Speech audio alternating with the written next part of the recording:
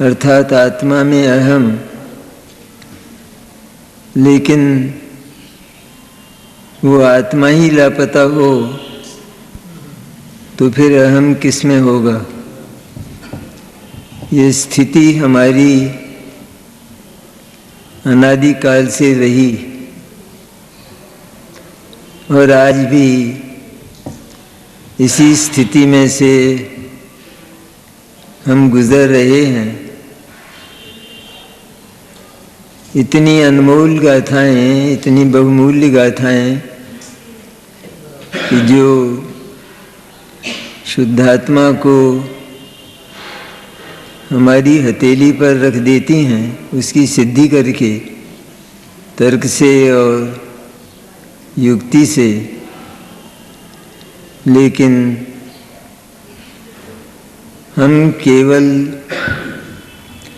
इतनी सी बात स्वीकार करने को आज भी तैयार नहीं हैं। तैयार होकर आते हैं कि शुद्धात्मा मिल जाएगा, दिख जाएगा, लेकिन सच्चाई तो यह है कि उस शुद्धात्मा की बात सुनने में हमारी अंतर प्रीति नहीं है। जो चित्त है हमारा, वह लोक के विषयों में, भोग सामग्री में, इनमें चित्त इतना व्यस्त है कि शुद्धात्मा के कितने ही गीत गाए जाएं, आचार्य स्वयं उसका कितना ही यशोगान करें, लेकिन हम खाली हाथ लौट जाते हैं। यह बात काफ़ी पश्चाताप की है कि हम यहाँ वास्तव में समय सारादि जो परमागम हैं, उनका जो विषय है एकमात्र शुद्ध चैतन्य तत्व, कि जिसका हमें आज तक सुनने में, चर्चा करने में तो पता लगा, लेकिन फिर भी वह हमारे ज्ञान से लापता रहा। हमारा ज्ञान अनुरोध पूर्वक, बलपूर्वक, सारे लोक संगों से इनकार करके वहाँ तक पहुँचने का प्रयत्न करता तो जगत में किसका साहस था कि वो हमको रोक पाता। क्योंकि आत्मा इस सारे लोक संग का वर्जन करके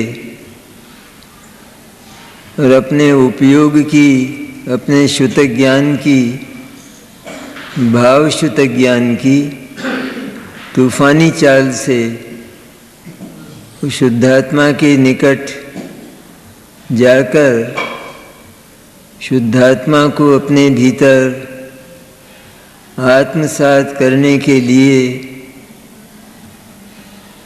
तैयार होता है। तो आत्मा की उस तूफानी चाल के बीच में न कर्म आते हैं, न शरीर आता है, और जगत के अन्य द्रव्य तो आते ही नहीं हैं, क्योंकि यह इन सबसे न्यारा है। और लोक की और कुदरत की ये रीति ही नहीं है कि कोई द्रव्य किसी दूसरे द्रव्य के कार्य में हस्तक्षेप करे, क्योंकि उनकी हर पदार्थ की, जड़ और चेतन पदार्थ की सुनिश्चित सीमाएं हैं। इसलिए निर्भय होकर, निश्चिंत होकर एक बार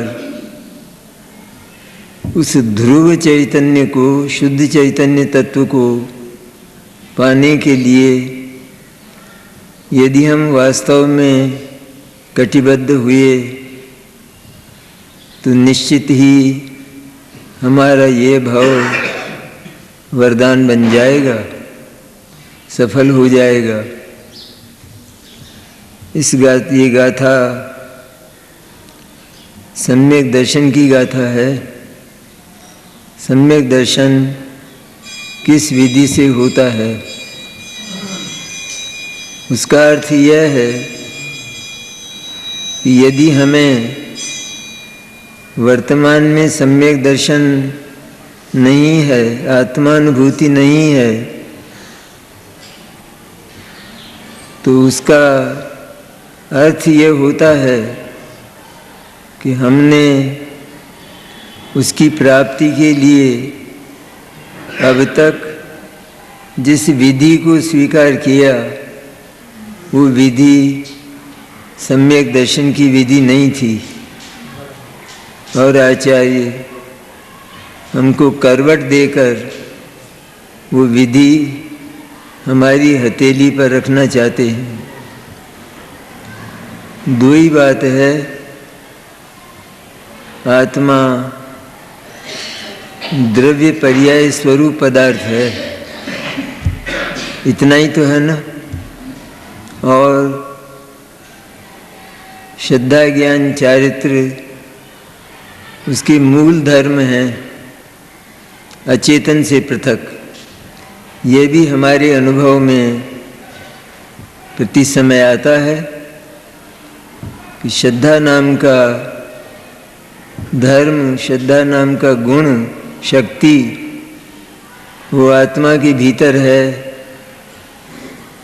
कि जिसकी विपरीत दशा में, जिसको न समझने के कारण हम अपनी सत्ता से भिन्न सत्ताओं के साथ अहम और ममत्व करते रहे। यही किया न हमने। हम अपने कार्य का, भूतकाल का एक बार आलोड़न करें, उस पर अपनी दृष्टि फेरें, तो हमको लगेगा कि हम अपने आप को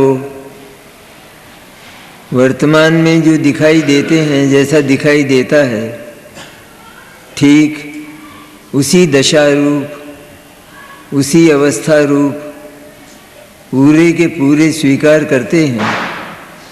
अर्थात अपनी वर्तमान दशा को ही हम पूरा आत्मद्रव्य स्वीकार करते हैं कि जो वास्तव में गलत है। इसलिए गलत है कि हम जिस अवस्था में हैं, जिस दशा में हैं, वह दशा रहने वाली, टिकने वाली, स्थायी दशा नहीं है।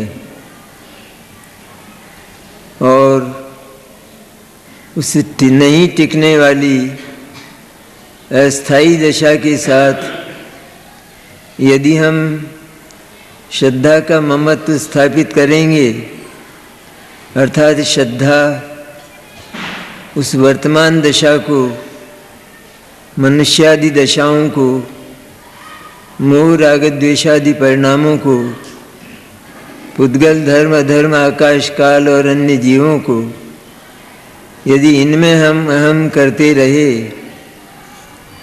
तो निश्चित रूप में हमारी सत्ता का बोध हमको नहीं हो सकेगा। तो जिस पर्याय के प्रति हमारा अहम अनादिकाल से रहा, वह पर्याय नहीं, लेकिन उस पर्याय में हमारा अहम पर्याय बाधक नहीं।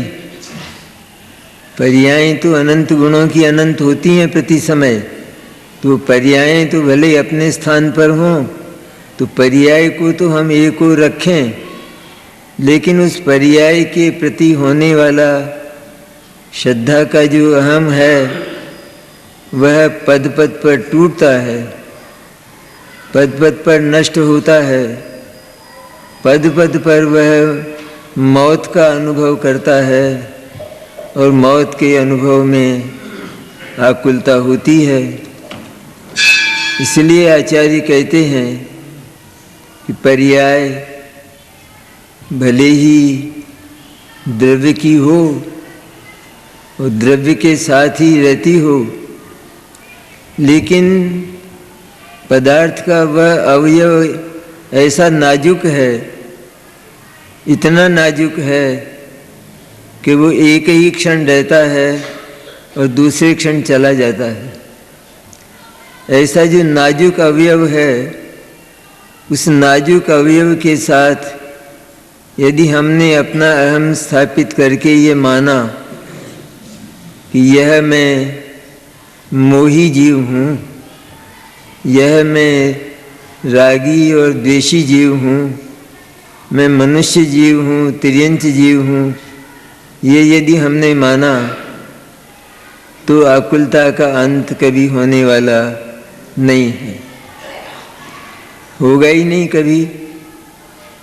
क्योंकि क्षणभंगुर का जो अवलंबन है, प्रथम तो विकारी, वर्तमान में महाविकारी, और साथ में पर्याय मात्र क्षणभंगुर, सिद्ध दशा भी क्षणभंगुर, केवल ज्ञान भी क्षणभंगुर, एक एक समय में अपनी नई नई पर्याय करने वाला और पूर्व पर्याय का व्यय करने वाला।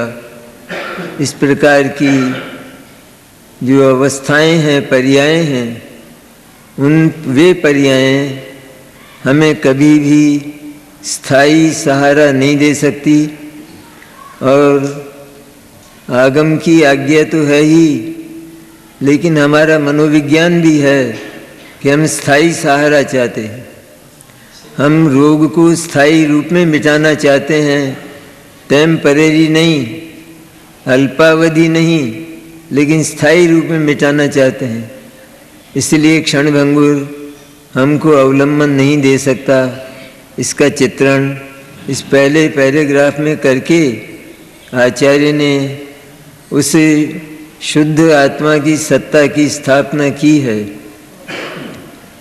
और उसको ज्ञायक नाम दिया है। ज्ञायक नाम देने से उस शुद्धात्मा की स्थापना तो हुई, लेकिन ज्ञायक नाम आचार्य ने इसलिए दिया यहाँ क्योंकि नाम अनेक हैं न। शुद्धात्मा है, शुद्ध चैतन्य है, परम पारणामिक भाव है, कारण परमात्मा है, परम तत्व है, ऐसे कई नाम हैं। ऐसी परम ज्योति है, ऐसे अनेक नाम होने पर भी यहाँ आचार्य ने ज्ञायक नाम दिया, वो ज्ञान की ओर से दिया है। ज्ञायक है अर्थात वह ज्ञान स्वभाव वाला है, ज्ञान शक्ति उसके भीतर भरी हुई है, ज्ञान शक्ति अनंत अतुल उसके भीतर भरी है, इसलिए वह ज्ञायक है। तो ज्ञान की ओर से आचार्य ने ज्ञायक नाम दिया। और ज्ञान वह आत्मा की पहचान होती है। जहाँ ज्ञान होता है वहाँ आत्मा होता है, और जहाँ ज्ञान नहीं है वे सारे के सारे पुद्गल, धर्म, अधर्म, आकाश और काल ये अचेतन पदार्थ हैं। इसलिए ज्ञायक कहने से यहाँ पर ज्ञान लक्षण भी प्रसिद्ध होता है और उससे आत्मा की पहचान, हम अपनी पहचान भी करते हैं और अन्य की पहचान भी ज्ञान के द्वारा होती है, क्योंकि ज्ञान आत्मा का असाधारण लक्षण है। इसलिए ज्ञायक नाम दिया है।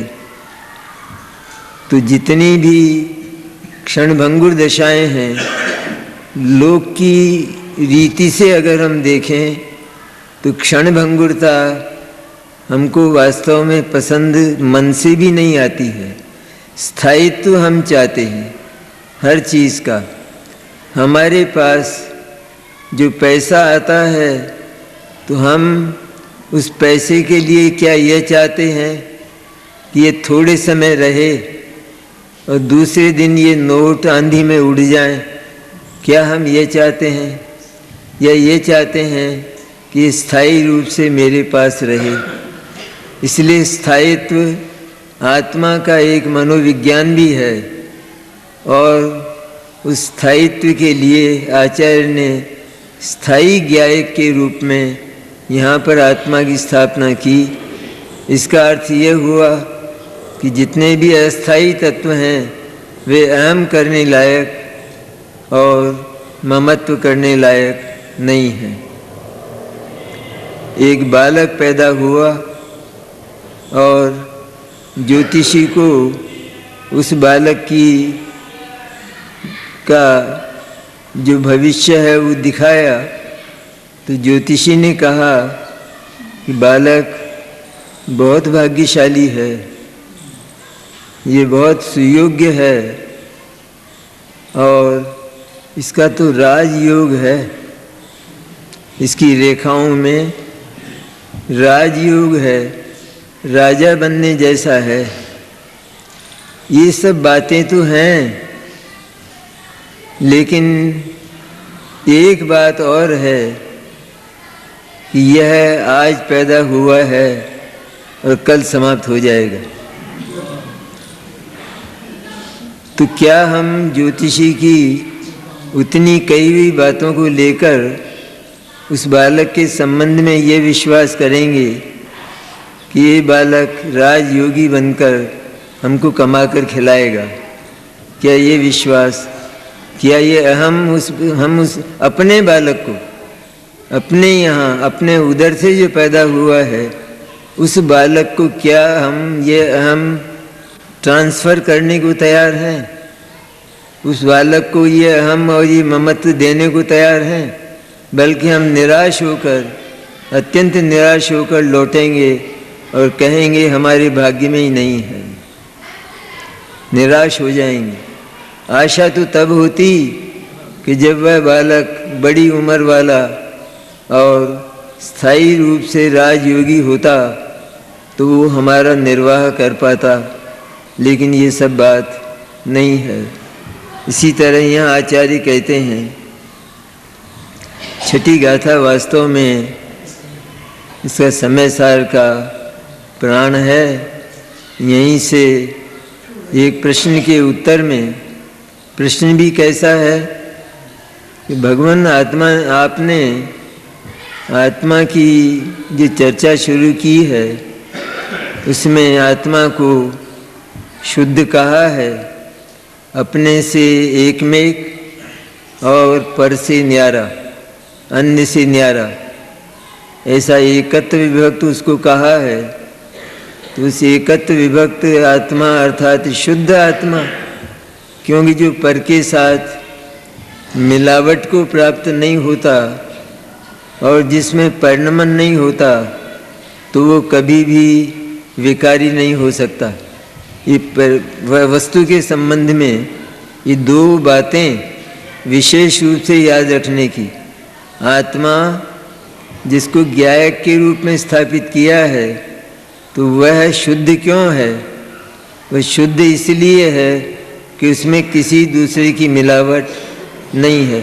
जगत में एक पदार्थ में दूसरे पदार्थ की मिलावट है भी नहीं, उसी तरह आत्मा में भी किसी दूसरे जीव की अथवा दूसरे अचेतन पदार्थ की मिलावट नहीं है। एक तो ये शुद्धता है, दूसरी जो अशुद्धता है वो परिणमन में आती है, परिणाम और पर्याय में आती है।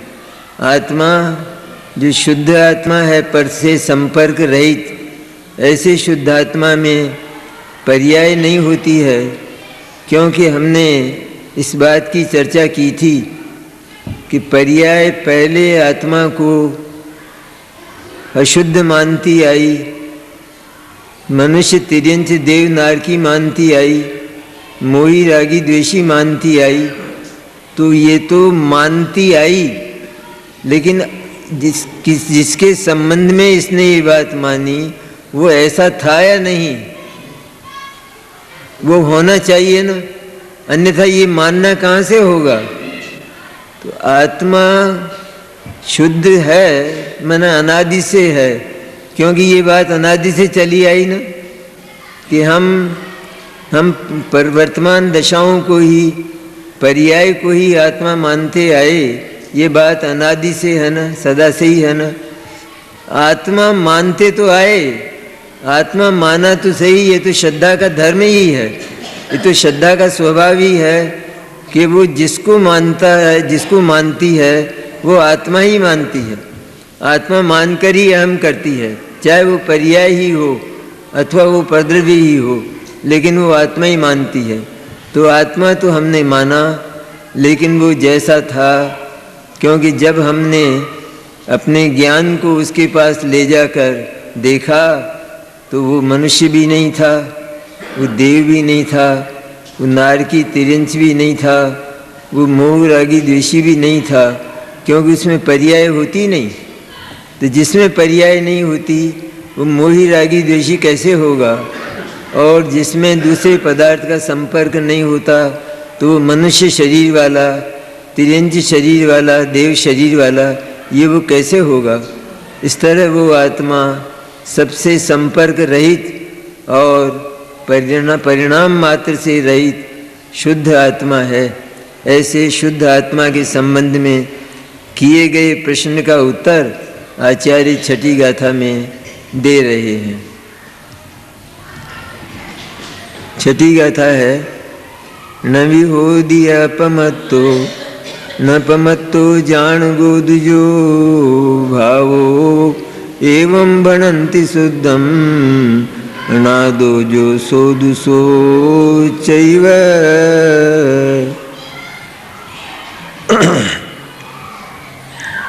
अब अर्थ में कहते हैं आचार्य कि जो ज्ञायक भाव है वह अप्रमत्त भी नहीं और प्रमत्त भी नहीं है। गाथा तो छोटी हुआ करती है ना, इसलिए उसमें आचार्य बिल्कुल विधि पूर्वक और छोटे में संक्षेप में बहुत गंभीर बात कह देते हैं। और गंभीर बात कह देने का अर्थ यह है कि उसकी टीका भी काफ़ी विस्तृत और गंभीर होती है, क्योंकि इसमें भरा हुआ है ना वो। इसलिए तो जो ज्ञायक भाव है, जो जानन स्वभाव वाला चैतन्य भाव है, आत्मा है, सीधा साधा जो आत्मा है ज्ञायक के रूप में जिसकी स्थापना की, वह अप्रमत्त भी नहीं और प्रमत्त भी नहीं है। मैंने उसका अर्थ ये हुआ कि जैसा अभी हमने विचार किया कि वो परिणाम मात्र से रहित है। प्रमत्त और अप्रमत्त ये जो दो प्रकार की अवस्थाएं हैं गुणस्थानों की अपेक्षा, वो सारी ही पर्यायों का प्रतिनिधित्व करती हैं। मैंने जितनी कुछ पर्याय, जितनी भी कुछ पर्याय, जितनी भी, उस शुद्धात्मा, ध्रुव शुद्धात्मा, ज्ञायक भाव रूप जो शुद्धात्मा तत्व है, ध्रुव स्थायी, उसके सिवाय, उससे अनमेल और जितने भी भाव हैं वे सारे के सारे भाव आत्मा नहीं हैं। आत्मा नहीं है तो फिर कौन है? वो भाव आत्मा है, क्योंकि आत्मा तो सदा से रहने वाला पदार्थ है। तो जो सदा से रहने वाला पदार्थ है उसको आचार्य ज्ञान की ओर से ज्ञायक नाम देते हैं। तो वो ज्ञायक भाव सदा से रहने वाला है, सदा ही रहने वाला है, तो फिर वह प्रमत्त हो, अर्थात वो विकारी हो, अपने स्वरूप में असावधान हो, उपयोग अन्य विषयों में जाता हो और उपयोग अपने शुद्ध स्वरूप में सावधान ना हो। ऐसी जो मिथ्या दर्शनादि मोह राग द्वेष की दशा, वो भी आत्मा नहीं है। और उसी आत्मा को जो पहले समझा नहीं गया था, विद्यमान तो था ही, क्योंकि विद्यमान नहीं होता तो फिर उस आत्मा के संबंध में ये शरीर में हूँ ये बात हम बोलते कैसे? आत्मा ही अगर नहीं होता, गधे के अगर सींग ही नहीं हैं तो वो सींग सीधे हैं अथवा टेढ़े हैं, ये बात आई कहाँ से?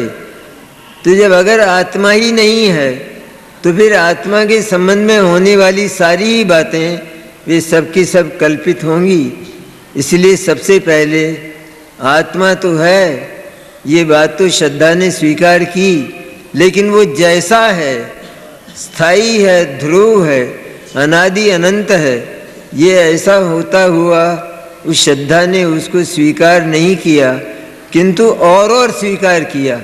इसके अतिरिक्त में तो बहुत आता है, असंख्य और अनंत आते हैं। अतिरिक्त में तो न मालूम क्या क्या, सारी पर्यायें, समान जाति, असमान जाति, सब कुछ आता है। सारे पदार्थ आते हैं, पुद्गल, धर्म, अधर्म, आकाश, काल, सब कुछ आता है। सारा जगत एक और यह ज्ञायक स्वरूप शुद्धात्म तत्व एक और है। तो ये जो ज्ञायक भाव है, यह कभी बिगड़ा भी नहीं है और ये कभी सुधरता भी नहीं है, क्योंकि आत्मा में जो गुण हैं उन गुणों का स्वरूप ऐसा है। जैसे श्रद्धा नाम का गुण है, तो श्रद्धा नाम का गुण वो आत्मा को ढूंढता है। उसकी ये विशेषता है कि वो सदा ही आत्मा को ढूंढता रहा और आत्मा मानता रहा। तो जो उसका क्या है, उसकी विशेषता कि वो अहम रूप में आत्मा को स्वीकार करता है। तो जो कोई भी उसका विषय बना, उसी के साथ अहम करके यह मैं हूँ, ये श्रद्धा का दोष है। जो कोई भी असली आत्म तत्व के अतिरिक्त जो सदा से रहा, सदा से वो विकारी पर्याय कि मैं मोही रागी द्वेषी हूँ, ये अगर आत्मा सत्ता स्वरूप ही नहीं होता तो ये मैं मोही रागी द्वेषी हूँ, ये मोह राग द्वेष पैदा कहाँ से होते? विकार तो तब होता है न कि ये वस्तु तो हो। वस्तु की पर्याय कब होगी? कब पर्याय होगी वस्तु की? अरे हमने जो केसरिया भात बनाया है, वो केसरिया भात बनने के लिए पहले घर में चावल तो होने चाहिए, इसके बाद केसरिया भात बिगड़ेगा अथवा वो उस पात्र के पेंदे में चिपक जाएगा, खराब हो जाएगा। ये दोनों बातें तो बाद में आती है ना, पहले वह तो होना चाहिए ना। इसी प्रकार आत्मा तो होना चाहिए, तब आत्मा के बिगाड़ और सुधार की बात खड़ी होती है। हम उसको, और वो किस प्रकार की होती है? हम स्वयं ही वो आत्मा परिशुद्ध होने पर भी, शुद्ध स्वर्ण तत्व होने पर भी हम उस आत्मा को बिगड़ा हुआ अर्थात जैसा वो है उससे अन्य प्रकार का मोही रागी और द्वेषी स्वीकार करते हैं। ये हमारी इच्छा रही, ये श्रद्धा की इच्छा रही कि श्रद्धा ऐसा स्वीकार करती है। हम कहें कि ऐसा क्यों हुआ? ये तो श्रद्धा की इच्छा है, श्रद्धा ऐसा ही स्वीकार करती है। इसलिए श्रद्धा ने उसको प्रमत्त और अप्रमत्त स्वीकार किया। मैं वर्तमान में तो अशुद्ध हूँ और आगे जाकर मैं दया दान करके अथवा त्याग तपस्या करके, व्रत उपवास करके, शील व्रतादि का पालन करके मैं मोक्ष चला जाऊंगा, इस प्रकार वो मानता है। लेकिन जो ये मानता है तो उसको पहले वो सत्ता तो स्वीकार करना चाहिए ना। तो मैं नाम से वो सत्ता स्वीकार करता तो आया, लेकिन वो सत्ता वास्तव में जिस प्रकार की है उस प्रकार का वो स्वीकार आज तक नहीं कर पाया।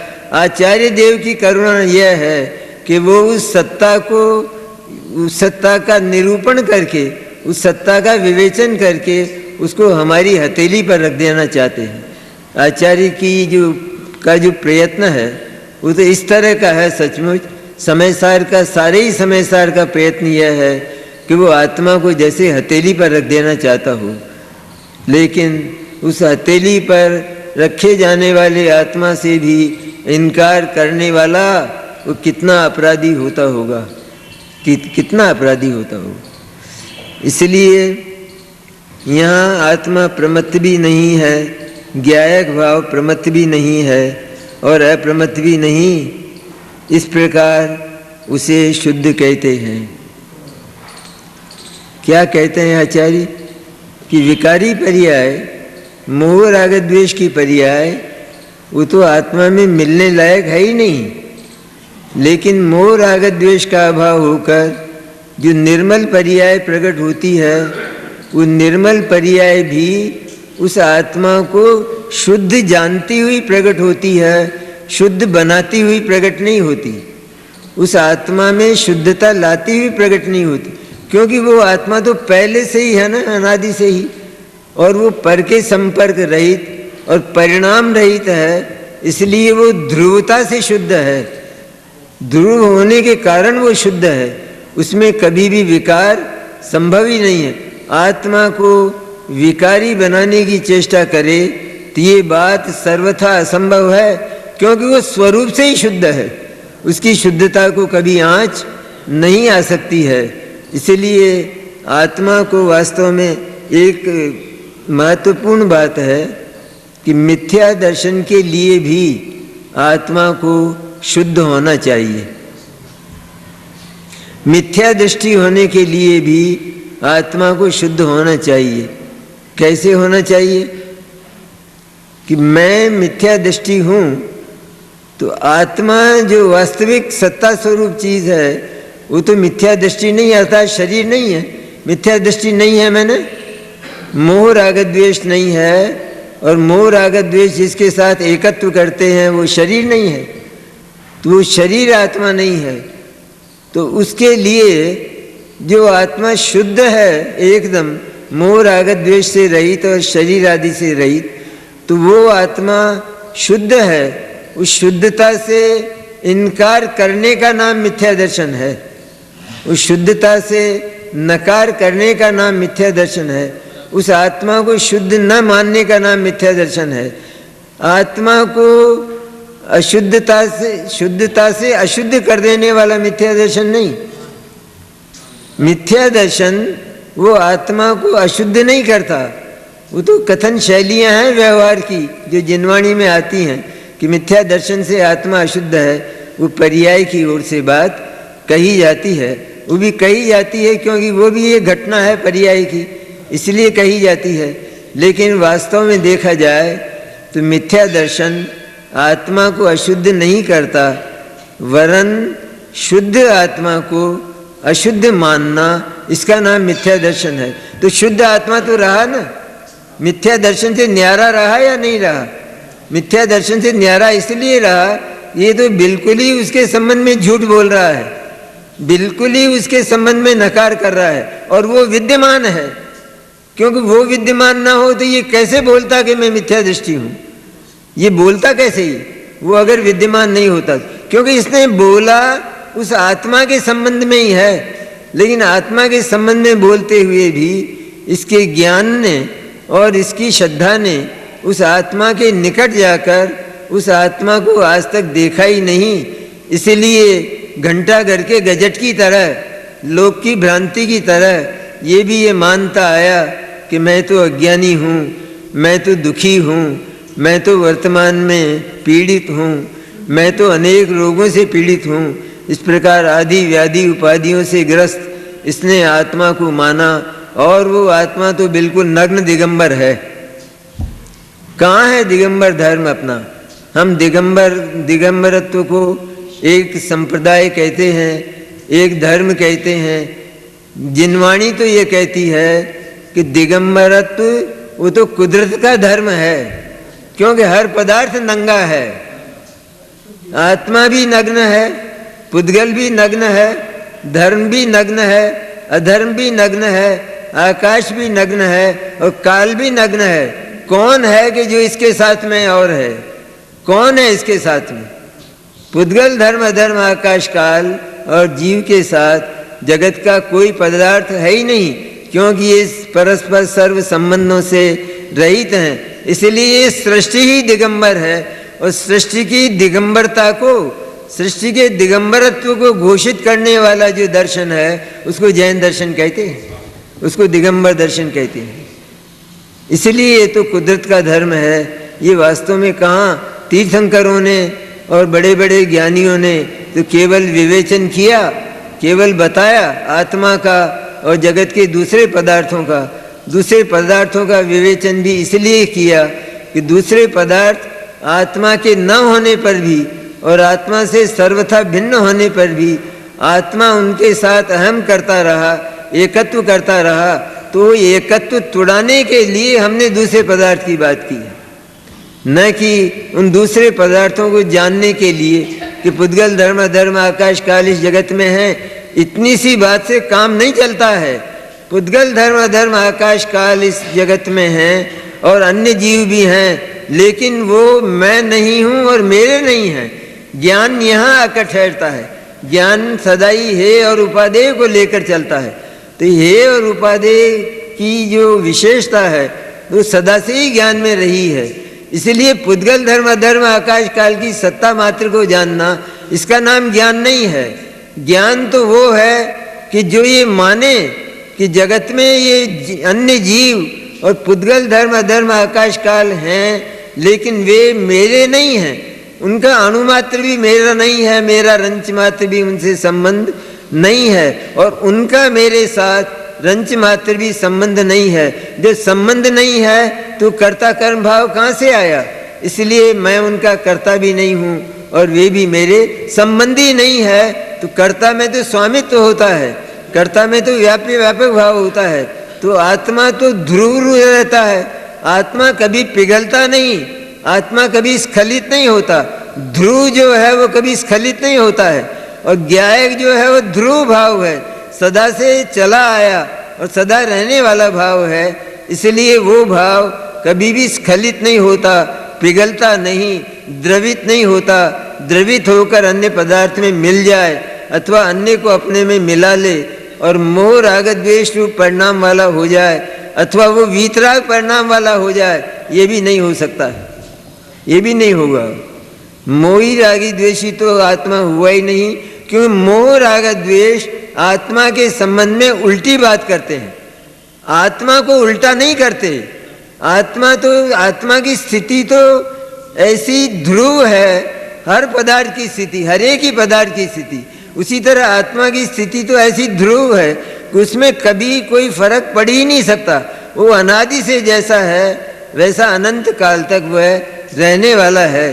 तो ऐसी जो आत्म तत्व है उसके संबंध में मोह राग द्वेष वो मिथ्या बोलते हैं, और उनका अभाव होकर जिस समय हमने उस आत्मा का दर्शन किया, आत्मा को देखा, तब जब सम्यक दर्शन का जन्म हुआ तो सम्यक दर्शन उस आत्मा का यशोगान करता हुआ आया। अरे आत्मा तो बिल्कुल अकेला और अनंत गुणात्मक है, अनंत शक्तियों का सम्राट है। वो तो वज्र का किला है, उसमें किसी का प्रवेश, दुख का अथवा लौकिक सुख का प्रवेश उसमें कभी होता ही नहीं, ऐसा सम्यक दर्शन कहता हुआ है। तो सम्यक दर्शन ने उस आत्मा की रचना कहाँ की, उस आत्मा की शुद्ध रचना कहाँ की, और मिथ्या दर्शन ने उस आत्मा की अशुद्ध रचना कहाँ की। वे तो आत्मा के संबंध में बोलते हैं, केवल मिथ्या दर्शन इत्यादि भी आत्मा के संबंध में बोलते हैं, और सम्यक दर्शन इत्यादि भी, वीतराग भाव भी, ये भी आत्मा के संबंध में बोलते हैं, लेकिन ये आत्मा की रचना नहीं करते।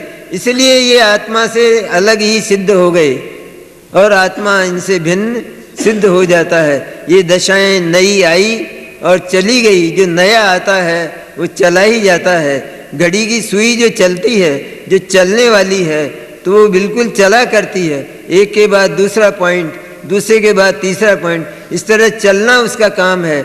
हम यदि किसी टाइम पर अहम करके बैठ जाएं तो हम ठगा जाएंगे। इसी तरह से यहाँ पर पर्याय का जो स्वभाव है वो तो बदलना है, वो तो उत्पाद होकर और फिर नष्ट होना है, व्यय होना है। ऐसा उत्पाद और व्यय उस तत्व में नहीं हो सकता कि जो अनादि अनंत है और सदा से है, क्योंकि इन पर्यायों ने सिद्ध कर दिया ना कि वो अनादि अनंत है, क्योंकि ये उसी के संबंध में बोलती आई है। इसलिए ऐसा अनादि अनंत तत्व प्रमत्त भी नहीं और अप्रमत्त भी वो वास्तव में नहीं है।